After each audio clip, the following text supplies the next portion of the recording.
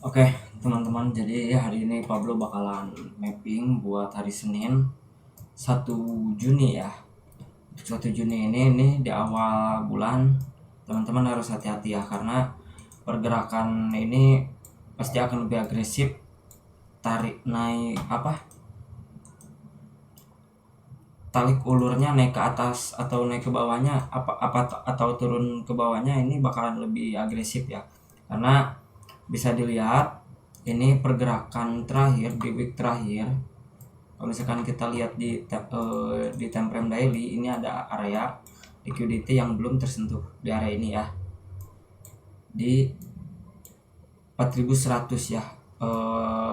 Dan tentunya ini jadi patokan besar untuk Pablo buat area entry jangka panjang. Jadi buat teman-teman, untuk hal langkah pertama yang untuk teman-teman lakukan, teman-teman seperti biasa tandain juga PDH-nya di time frame daily ya, per previous day high ya. Ini week di time frame daily-nya tandain, dan time frame di week bawahnya juga PDL-nya di low-nya tandain juga ya. Karena untuk Untuk patokan aja buat teman-teman yang suka scalping ataupun yang suka ngehold lebih dari 1 hari, ini cocok juga buat teman-teman ya. Nah, terus di time frame 4 jam tandain juga, karena untuk pergerakan hari Senin itu kita harus tahu juga ya pergerakan yang kita baca itu akan koreksi dulu ke atas atau ke bawah. Kita lihat di time frame 4 jam CRT-nya ada di 4540 sampai ke 4569 ya. Jadi kalau misalkan teman-teman nandain area time frame yang besar itu, ini cocok juga buat teman-teman yang nggak suka scalping. Jadi ini yang pertama Pablo tandain juga di time frame daily-nya, ini ada area EPG yang belum tersentuh nggak gitu kan. Nah, ini alasan dari pergerakan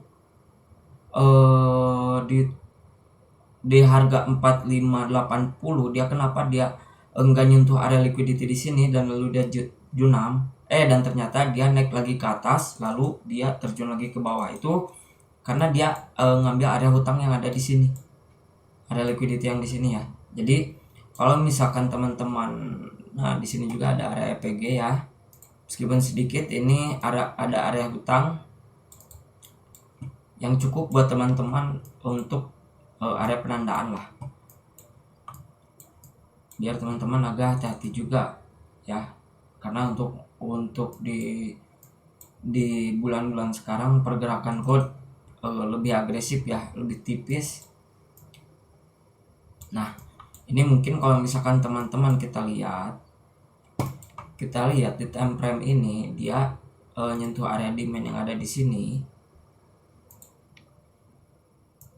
ya, di area nah di sini kelihatannya di time frame ini, di time frame daily ini ada area demand di sini, lalu dia naik lagi ke atas. Itu ya mungkin kalau misalkan kita ngambil area jangka panjangnya, nggak menutup kemungkinannya untuk pergerakan ini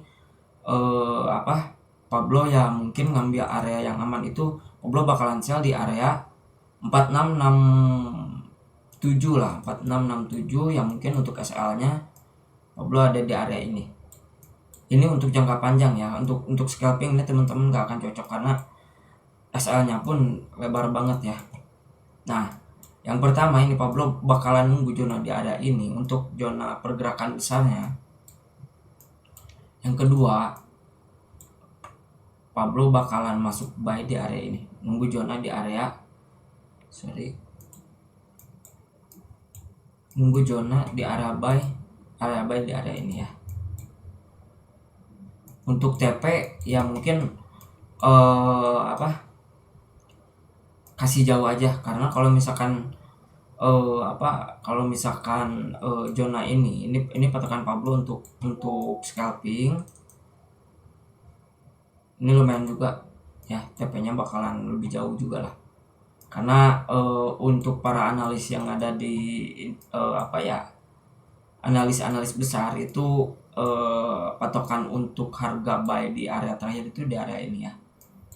Dan untuk kenaikannya mungkin para analis juga banyak juga yang bilang gold bakalan ke 10.000 per try on ya, kurang lebih 6 juta per gram ya, lumayan juga lah ya. Semoga teman-teman dapat area buy yang cukup kuat ya. Mungkin kalau misalkan ini area ke respect di area ini, teman-teman kasih kalau misalkan udah running kasih B aja ya, karena ini hanya sebagai patokan, tidak untuk teman-teman tiru, hanya sebagai gambaran yang mungkin untuk teman-teman bisa lebih bijak juga untuk apa, memasang lot, risk rewardnya, dan ya mungkin untuk manajemennya teman-teman harus lebih diutamakan ya, karena di industri ini kita nggak bisa bilang 100% bakalan profit ya. Balik lagi,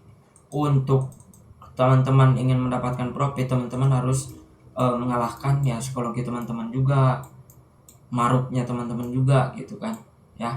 Pokoknya di industri ini bakalan diserang psikologinya dan ya emosinya ya. Oke, ini sebagai patokan, jadi buat teman-teman semoga teman-teman profitable. Ini Pablo nggak tahu juga bakalan hari Senin sekarang dia nyentuh bukan hari Senin, di minggu sekarang dia bakalan nyentuh ke 4.100 ataupun di pertengahan bulan sekarang ya. Mungkin untuk bulan sekarang di Juni sekarang ini gak tahu nyentuh di Juni sekarang ataupun bulan depan juga ya.